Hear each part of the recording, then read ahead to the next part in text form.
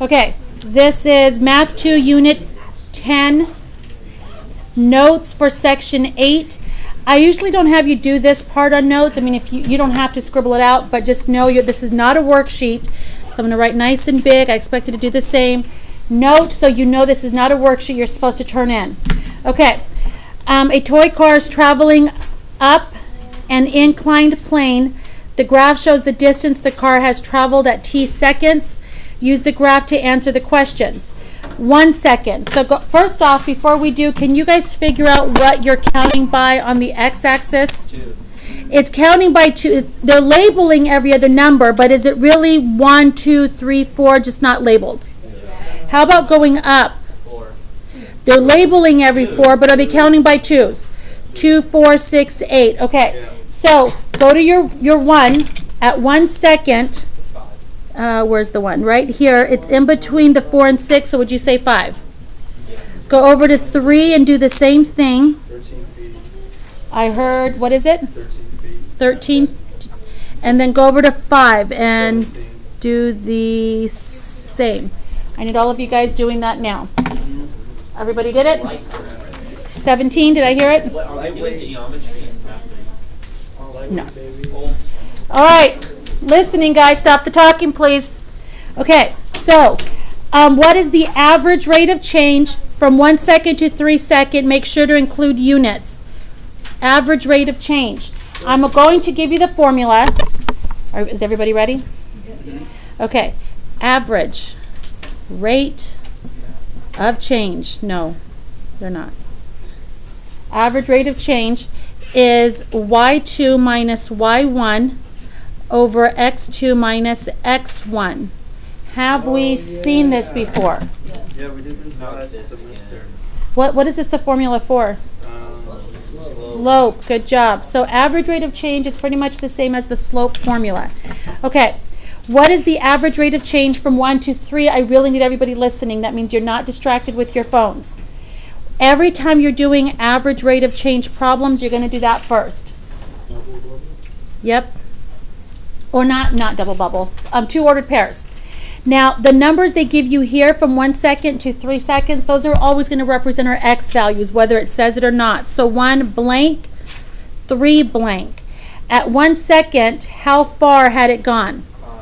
5. 5 centimeters? At 3 seconds, how many centimeters had it gone? 13? And then all you do is take those 2 ordered pairs and plug them in. Average rate of change, please listen, gentlemen. Average rate of change, you'll always be dealing with 2 ordered pairs. So 13 take away 5 over 3 take away 1. Can you guys do the math right now really quick? 8 over 2, which is 4. Now be careful. The 13 minus 5, I did forget to write it down. What does that represent? It's these numbers here. Distance? Yeah. And is it feet, meters, or centimeters? And the x-axis, because that's the bottom, x is at the bottom, what does this represent? Seconds. So it's 4 centimeters per second. We have to label it? On these 2, yes. Other than that, you do not have to. Okay. Centimeters per second, does that sound kind of sound like miles per hour? Yeah. So miles per hour is a rate of change. It's how fast you're going. Okay, what is the average rate of change from 3 seconds to 5? So 3 comma blank and 5 comma blank. What goes in the first blank? 3 comma what? 13. And then 5 comma 17. And we do the same thing. I'm going to have you guys do it right now. Please work it out quickly. Make sure you're working because I'm going to call on you. Make sure you have the answers. Forgot it. Can I say it? Not yet. First I'm asking Raymond to give me the setup of it. Raymond, give me the numbers you subtracted. Cool. Oh, my bad. I did. 17 and 13. 17 minus 13. 5 and 3. And then 5 minus 3. And that gave you, what over what? 4 over 2. 4 over 2, which equals 2 centimeters per second. Okay. according to this, is it getting faster over time or slower over time? Slower. It was going really fast at the beginning. Well, we don't know really fast, but faster. 4 centimeters per second. Over time, it started to slow down for whatever reason. All right. What do the answers to questions 2 and 3, please stop, tell you about the movement of the car in the 2 different time intervals? The car is going faster the whole way through, the beginning or the end. When is it? So we need to be specific. From 1 second to 3 seconds. The car is going faster from 1 second to 3 seconds. When we went to 3 to 5, it started going slower.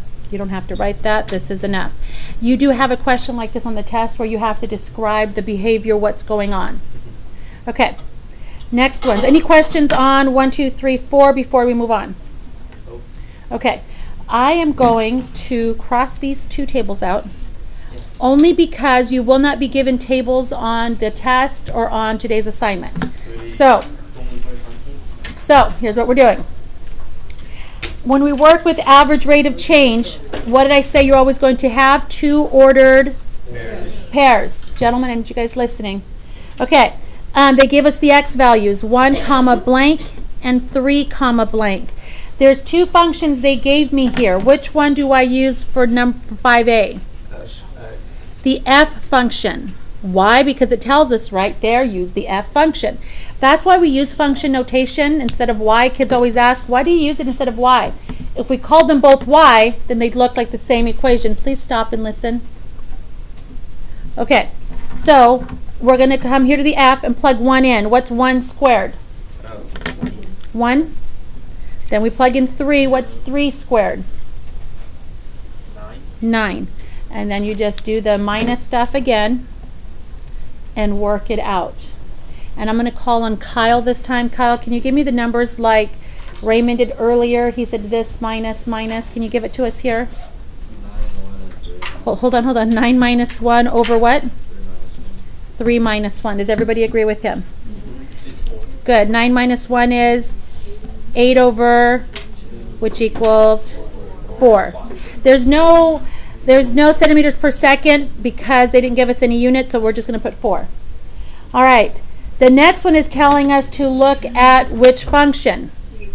The g of x. So when I set up the same set of numbers, 1 blank and 3 blank, will I end up with the 1 and 9 again? No, because I'm using a different function, right? So plug it in right here. 2 raised to the first power. What's 2? Now we plug in 3. What's 2 raised to the third power? 2 times 2 is 4. times 4 2 times 2 is 8. 8. Do it again.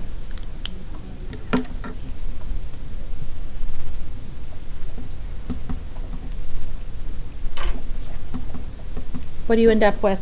6 over 2, which is 3. According to this piece here, which one's increasing faster? The f of x or the g of x? F of x. And the f of x is the quadratic, where this is the exponential. Does that mean the quadratic is always going to be faster than exponential? We don't know. We don't have enough information to make that conclusion. But can we say that f of x is faster than g of x when between x equals 1 and 3? Yeah. Yes. Okay, let's write that down.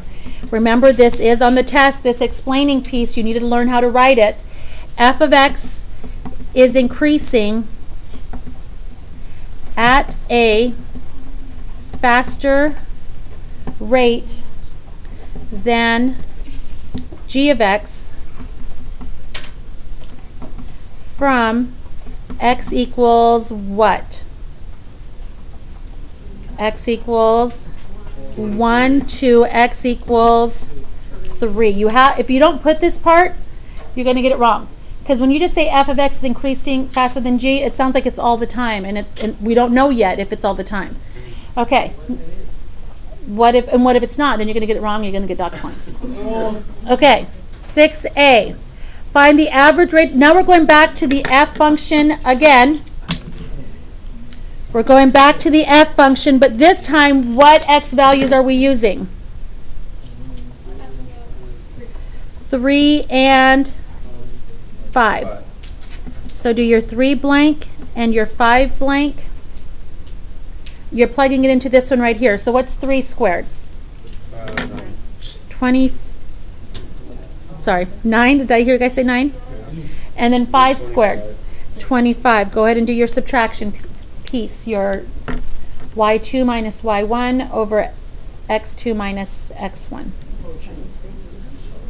You got it already? Okay. Adam, can you give me the numbers you're subtracting, please? 25 minus 9 and then 5 minus 3. Thank you. 25 minus 9 and then 5 minus 3. Have you gone any further yet? Yeah. So what is it over what? 16 over 4. Which equals 8. 8. Okay. Next one, do the same thing, but this time we're still using the 3 and the 5 again, but this time we're using which function? GX. Okay, so plug it in. This is 2 to the 3rd. That's 2 times 2 times 2. I think we did that one earlier. What was it? 8. 8. And then 2 to the 5th. Does anybody know that one off the top of their head? 2 times 2 times 2 times 2 times 2. 32 is correct. Okay, so 32 minus 8 over 5 minus 3. Anybody know what 32 minus 8 is? 24 over 2, which is 12. This time, which one's increasing faster? Is it still the f of x function? No, it's GX. No. So what can we say, guys? So GX. Now that we have enough information, we're not going to write this piece down, but just listen. Now that we have enough information, what can we say? Is f of x always faster? No. In the beginning, yes, but over time, which one gets faster? G of x. Okay, now to answer this, this is asking in reference to this up here. The average rates of change are different. What does this mean in relationship to the graph? Which one's faster? G of x is increasing at a faster rate than what? Than f of x. Is that enough to say? No. Will I get it wrong if I stop there? You'll get it wrong. Yes, from x equals 3 to x equals 5? 3 to 5? Yeah. Does that make sense? Okay, do need you listening. On the back side, we're going to save this for another day. So make sure you keep this in your bag because I don't want you guys to lose it. We are going to do it another day. But I need you guys to take out your packets really quick, please. Take out your packets without all the sound effects, please.